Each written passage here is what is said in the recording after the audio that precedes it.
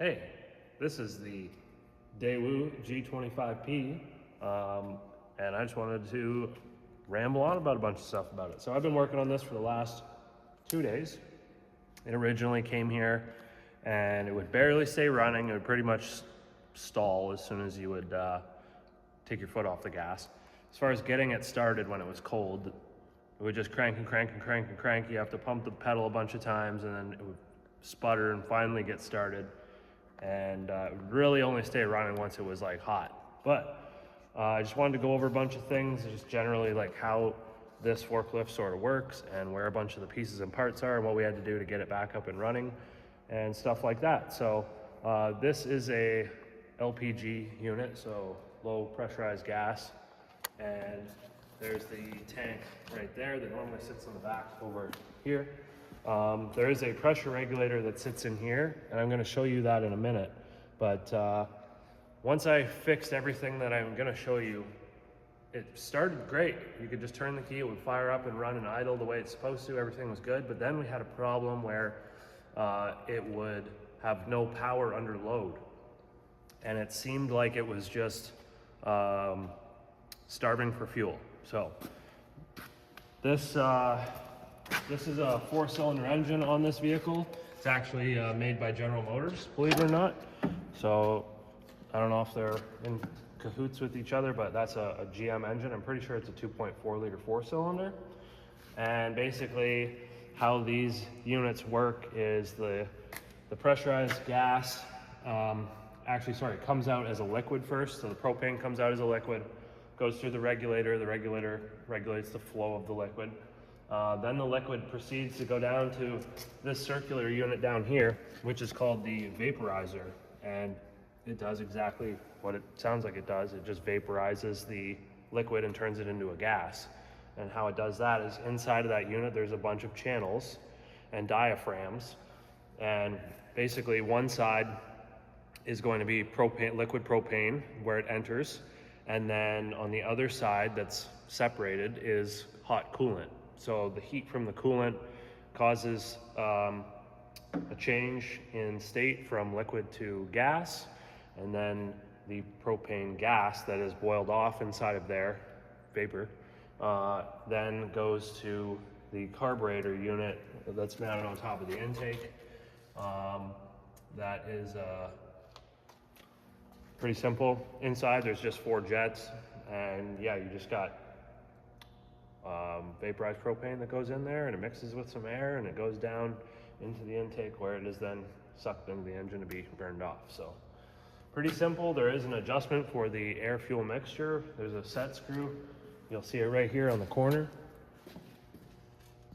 And basically to set that thing, you just have the engine running and you turn it inwards till the engine starts running like crap, and then you back it out a quarter of a turn or so, or half a turn, and then give it some gas and listen to the engine performance. And you just basically want to dial it back until it seems like it's running really good. So that's how you kind of roughly set that up. I'm not a professional with forklifts, but I'm just trying to give you some insight and overview for this thing. I think it's the same as the G20P. They're pretty much the same unit, maybe some slight differences. But as far as getting this thing back up and running from its stalling condition and running like crap condition, we had a bunch of leaks in the intake. So a lot of these hoses that you'll see, this PCV valve and this other valve, this big one that's on the very back, the grommets were very swollen from oil over the years. So we just basically took everything out and we used JB Weld and just JB welded everything together and stuck it back in. This is our in-house forklift, so this isn't for a customer, but we don't want to spend a lot of money on it. So that's what we do. And we put all new hoses on it. And then, like I say, I took apart this vaporizer unit. Heads up, if you go to take one of those apart, there's about 3 or 4 diaphragms in there, rubber diaphragms. And they have like a felt gasket material that's printed sort of, or stuck to the diaphragm. So when the unit's assembled over the years, it gets very stuck to the metal. So when you go to separate all the pieces, it's gonna rip all that gasket material off. So I cleaned everything very thoroughly, inspected all the diaphragms, nothing was ripped. There is like a rebuild kit you can buy with new diaphragms, or you can get one of those units. They're really cheap. You can get them for like 50 bucks on Amazon. But they take a while to come, at least for here in Canada. So I just cleaned everything the best I could, and then used some silicone, and I spent a lot of time making sure everything was perfect. And then, yeah, I let it set up, put it back on, ran it. I've leak tested it. Everything's mint. Works great, works the way it's supposed to. No leaks, which is very important. And probably get a replacement unit sometime in the future. And then we had a bunch of wiring problems and stuff on it too, but nothing that was related to the engine running. So just thought I would show you a few things. If we go around the other side, we'll look at the ignition system on this thing. So this thing does have a distributor cap, and you can see it right there. So that thing runs down into the engine where the engine drives the distributor. And there's our ignition coil right here. One coil and some electrical connectors. And then, yeah, it's wire and plugs. So pretty simple. Just, I think the gap is set to like 27 thou-ish. So it's a pretty tight gap for the spark plugs. We put new plugs in there. And also I sprayed that down with some water, some misty water, to check for any arcing in the plugs and wires. And everything is now perfect. It was arcing out before, actually. Main coil wire going from the coil to the distributor was actually arcing out on the dipstick tube, and it was causing it to misfire. So I put some rubber around that dipstick tube and cleaned everything and put some dielectric grease in all the connections, and she works mint now. So let's go over the bench and look at the regulator. Okay, so we got this pressure regulator here. Basically this cap sits over here like so, and there are screws that hold this assembly together. So you have liquid propane that goes in one side and liquid propane that comes out the other side. Pretty simple. I have used a paint pen to mark where this goes, how it's clocked, and then removed the supposed to be 6 Phillips screws, but one of them was missing. So I found that kind of interesting. The hole was full of dirt, but the threads are not damaged whatsoever. Don't think it was supposed to come like that, but maybe one fell out over the years. So carefully take this cap off. Note this is spring loaded, so if you do take the screws out, just be careful it doesn't explode on you. And then, you know, spring's not that thick, but pieces could go flying everywhere. So we take this cap off, and you'll notice that this thing that's supposed to be perfectly clean inside is just full of dirt and junk and lots of metallic debris. They have a magnet that sits on the top here, and you can see just all the stuff that's in there. So this, I'm guessing, is a rubber diaphragm that's down underneath it here. I mean, the propane has to pass through somewhere. So we're going to take this thing apart and clean everything, but I just thought that that was insane that over the years, the sealed unit has collected all of this stuff. Like, how does that, I guess, my guess is that all this stuff is in the tank at some point. Like, the gas gets contaminated, the fuel gets contaminated, and it makes its way in here and gets stuck in here, because it's not open to the atmosphere at all. It doesn't pull in any clean air or anything like that. It's completely sealed, and only propane goes through it. So it just blows my mind that all of this can get in there. It just shows how dirty the insides of those tanks are.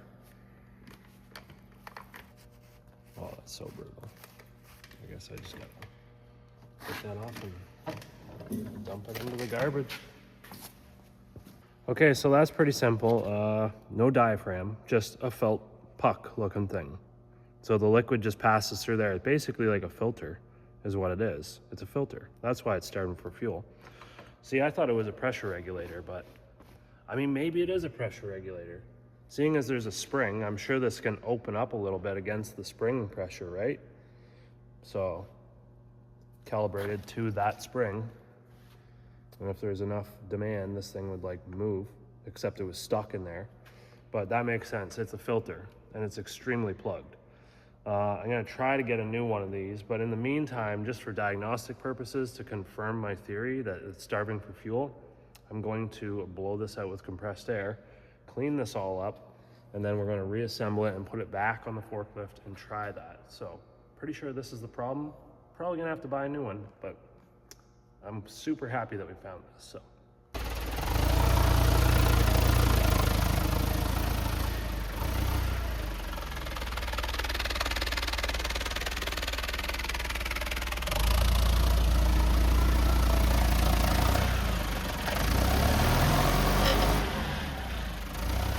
all right, so it's the next day, and to recap, we cleaned out that fuel pressure regulator slash filter thing, and it made absolutely no difference, believe it or not. So then we decided, hey, let's check the ignition timing. So I went out and bought a timing light because I didn't have one of those. And then basically on your crank pulley down in here, there will be a mark, a notch on the crank pulley, and then there's a plate that sits on the cover right beside the pulley, and on the plate there will be markings, and it's just basically degrees. So 0 is in the center of the plate, and then it goes 4, 8, and 12, and then on the other way it goes 4, 8, and 12. So that's how many degrees, either advanced or retard, the timing is, the spark timing, so when the spark plug lights. And so we got everything set up with the timing light, and found that the ignition timing for the spark plug was 10 degrees after top dead center. So not very good. That's probably why it was running like crap. So then we ended up loosening off the distributor cap. There was just a bolt. This isn't the one, but the forklift now is at the warehouse, so I can't show you, but basically all we do is, while the forklift was running, we loosen off the set screw, and then you can turn the distributor cap to either advance or retard the ignition timing. So I would slowly turn it while my apprentice was watching the timing light, and we dialed it back to about 8 degrees before top dead center, and the engine, you could hear, just started running really good. It would just purring like a kitten, and we got that all dialed in and set and tightened everything down, and we had all kinds of power now. It sounded better, everything ran better. Took it for a drive, had all kinds of power, and that was pretty much it. So we just buttoned everything back up, and it was on its way. That's all it really needed. So in the grand scheme of things, I would say in order to get it back up and idling fine from the rough no start condition it had, we needed to clean out that filter regulator piece. We also needed to clean and service the vaporizer unit, and we needed to clean and service the intake carburetor unit, and also fix a bunch of leaks in the intake piping, so new hoses and clamps. And then for performance, to like get the engine running back to its perfect self, to get more power, it was all in the ignition timing. So it was just as simple as that, taking the timing light, checking it, seeing where it is, and then adjusting it. I had no service information whatsoever on how to fix or service any of the stuff, or any specs on where the ignition timing was supposed to be, so we just sort of set it to what we thought was good. And basically for ignition timing, you would, if you don't know, you would just keep adding more and more timing before top dead center until it would start to knock a little bit or ping, and then tweak it back to get away from that, because you're basically lighting that air fuel mixture and the flame front is hitting the piston before it gets to top dead center to come back down, so it's doing harm to the piston, and you don't want that. But anyhow, yeah, hopefully you guys found this video helpful, and I just wanted to shed some light on all the pieces and how everything kind of works on that unit. So thanks for watching. If you have any questions, throw them in the comments, and give the video a thumbs up. Don't forget to subscribe, and we'll see you in the next one. What are you doing to this Toyota? Same thing? We're doing the same thing for this one. This one also has a hard no start condition. It does start, but you got to pump the pedal and crank it over and crank it over. It takes like 5 minutes of cranking it over before it'll start. And then once it's running, it runs pretty good, but I think it needs a little bit of a tune-up.